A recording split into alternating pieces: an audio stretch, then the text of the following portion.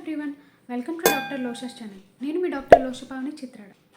ఈరోజు మనం కామన్గా ఫేస్ చేసే ప్రాబ్లం పన్ను పుచ్చిపోవడం. అసలు ఈ పన్ను ఎలా పుచ్చిపోతుంది, ఎందుకు పుచ్చిపోతుంది అనే రీజన్స్ గురించి డిస్కస్ చేద్దాం.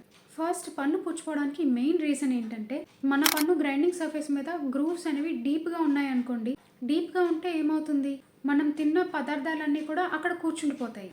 ఆ ఫుడ్ ఏం చేస్తుంది, బ్యాక్టీరియాని అట్రాక్ట్ చేస్తుంది. అండ్ దెన్ ఈ బ్యాక్టీరియా యాసిడ్ని ప్రొడ్యూస్ చేస్తుంది. ఈ యాసిడ్ అటాక్ వల్ల డీకే స్టార్ట్ అవుతుంది. ఇంకొకటి ఫ్రీక్వెంట్ స్నాకింగ్. కొంతమందికి చాలా ఫ్రీక్వెంట్గా ఫుడ్ తినే అలవాటు ఉంటుంది. Apart from the morning breakfast, ఇంకా లంచ్, ఇంకా డిన్నర్, ఇవే కాకుండా మధ్య మధ్యలో ఏదో ఒకటి చిరుతిండిలా తింటారు కదా, షుగరీ సబ్స్టెన్స్ కానీ అలా ఏదో ఒకటి తినే అలవాటు అయితే ఉంటుంది.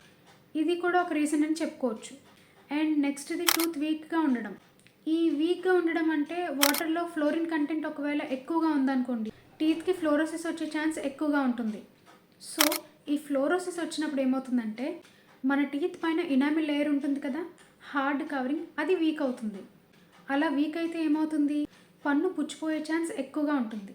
అండ్ దెన్ నెక్స్ట్ది బ్రషింగ్ టెక్నిక్.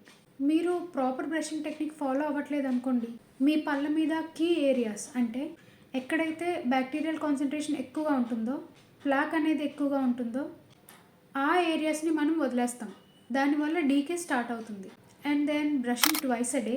మార్నింగ్ బ్రష్ చేయడం ఎంత ఇంపార్టెంటో ఈవినింగ్ బ్రష్ చేయడం కూడా అంతే ఇంపార్టెంట్. అలా బ్రష్ అయిపోతే ఏమవుతుంది, టీత్ పుచ్చిపోయే ఛాన్సెస్ ఎక్కువగా ఉన్నాయి. అండ్ ఇంకొకటి ఫ్లాసింగ్. ఈ ఫ్లాసింగ్ని మనం అసలు పట్టించేకోము. అండ్ ఈ ఫ్లాసింగ్కి మనం ఎక్కువ ఇంపార్టెన్స్ కూడా ఇవ్వము. ఈ ఫ్లాసింగ్ కూడా ఇంపార్టెంట్ అండి. ఎందుకు అంటే మనం బ్రష్ చేసుకునేటప్పుడు పైన పైన మాత్రమే క్లీన్ చేస్తాము, బట్ పళ్ళ మధ్యలో స్పేసెస్లో మాత్రం క్లీన్ చేయలేము. అది ఫ్లాసింగ్తో మాత్రమే పాసిబుల్.